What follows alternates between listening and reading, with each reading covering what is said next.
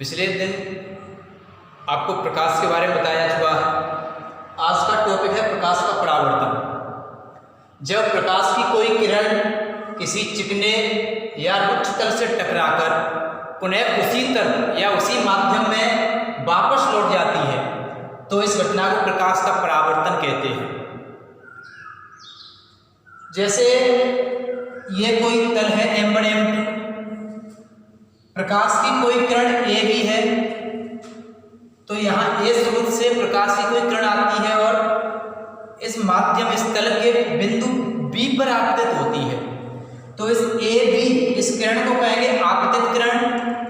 जिस बिंदु पर टकराती है बिंदु बी इसको कहते हैं आपतन बिंदु और यहाँ से टकराकर वापस उसी तल में चली जाती है तो ये जो बीसी किरण हो रही है इसको कहेंगे परावर्तित किरण। आपतन बिंदु बी पर एक लंब खींचा जाता है यह BN, इसको लंब कहते हैं। आपतित किरण और अभिलंब के बीच बने कोण को आपतन कोण कहते हैं और इसे I से प्रदर्शित करते हैं। परावर्तित किरण और अभिलंब के बीच बने कोण को परावर्तन कोण कहते हैं और इसे R से प्रदर्शित करते हैं। परावर्तन के नियम। परावर्तन के दो नियम हैं। पहला है आपतित किरण परावर्तित किरण और आपतन बिंदु पर खींचा गया अभिलंब तीनों एक ही तल में होते हैं। ये है आपतित किरण, ये है परावर्तित किरण और ये है अभिलंब, ये तीनों ही एक ही तल में है। यह पहला नियम है। दूसरा नियम होता है आपतन कोण सदैव परावर्तन कोण के बराबर होता है।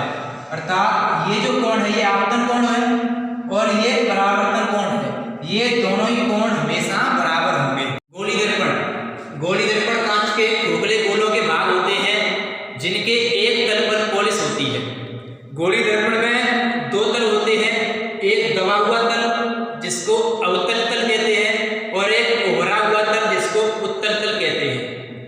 गोली दर्पणों में एक पृष्ठ पर एक तल पर पॉलिश कर दी जाती है। अवतल दर्पण है, अवतल दर्पण का जो परावर्तक तल है वो दबा हुआ होता है और इसके दूसरे तल अर्थात उभरे हुए तल पर पॉलिश होती है।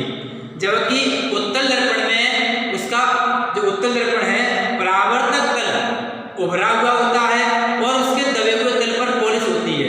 चित्र में अवतल दर्पण और उत्तल दर्पण दोनों प्रदर्शित हैं। इसका ये जो तल है दबा हुआ इसको अवतल तल कहते हैं और इसके दूसरे तल पर पॉलिश, ये जो लाइन दिखाई गई है वो पॉलिश को प्रदर्शित कर रही है। ये उत्तल दर्पण है, उत्तल दर्पण का ये उभरा हुआ तल है और ये दबे हुए तल पर इस पर लाइनों के द्वारा पॉलिश को प्रदर्शित किया गया है। दर्पणों से संबंधित परिभाषाएं। सबसे पहले ध्रुव। गोली दर्पण के परावर्तक तल के मध्य बिंदु को दर्पण का ध्रुव कहते हैं और इसे P से प्रदर्शित करते हैं। वक्रता केंद्र और वक्रता त्रिज्या। गोली दर्पण जिन खोखले गोले के भाग होते हैं उनके केंद्र को दर्पण का वक्रता केंद्र कहते हैं और उनकी त्रिज्या को वक्रता त्रिज्या कहते हैं। दर्पण के ध्रुव से वक्रता केंद्र तक की दूरी को भी वक्रता त्रिज्या कहते हैं। वक्रता केंद्र को कैपिटल C से प्रदर्शित करते हैं और त्रिज्या को कैपिटल R से प्रदर्शित करते हैं। वक्रता के व्युत्क्रम को जो वक्रता त्रिज्या है R, इसके व्युत्क्रम अर्थात 1/R 1/R को वक्रता कहते हैं। मुख्य अक्ष। दर्पण के वक्रता केंद्र और ध्रुव से होकर जाने वाली अक्ष को मुख्य अक्ष कहते हैं। किसी भी दर्पण की अनंत अक्ष हो सकती है लेकिन उन सभी अक्षों में वह अक्ष जो वक्रता केंद्र और ध्रुव इन दोनों से होकर जाए उसको कहते हैं मुख्य अक्ष। मुख्य फोकस। मुख्य अक्ष के समांतर आने वाली प्रकाश की किरण दर्पण से परावर्तन के बाद जिस बिंदु पर मुख्य अक्ष को काटती है अवतल दर्पण में किरण वास्तव में काटती है या काटती हुई प्रतीत होती है उत्तल दर्पण में, क्योंकि उत्तल दर्पण में काटती नहीं, वास्तव में ऐसा लगता है मानो मैं काट रही हूं। उसे मुख्य फोकस या केवल फोकस कहते हैं और इसे कैपिटल F से दर्शाते हैं। एक बार फिर से देखें। मुख्य अक्ष के समांतर आने वाली प्रकाश की किरण दर्पण से परावर्तन के बाद जिस बिंदु पर मुख्य अक्ष को काटती है, यह चित्र में देखिए, यह दर्पण की मुख्य अक्ष है। मुख्य अक्ष के ये समांतर कोई किरण आ रही है और परावर्तन के बाद मुख्य अक्ष को यहाँ इस बिंदु पर काट रही है। इस बिंदु को कहते हैं मुख्य फोकस।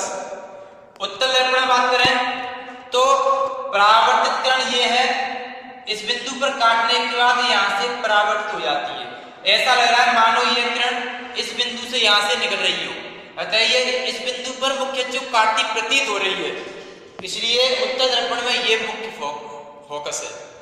ध्रुव से मुख्य फोकस तक की दूरी को फोकस दूरी कहते हैं। और फोकस तल मुख्य अक्ष के लंबवत एवं मुख्य फोकस से होकर जाने वाले तल को फोकस तल कहते हैं।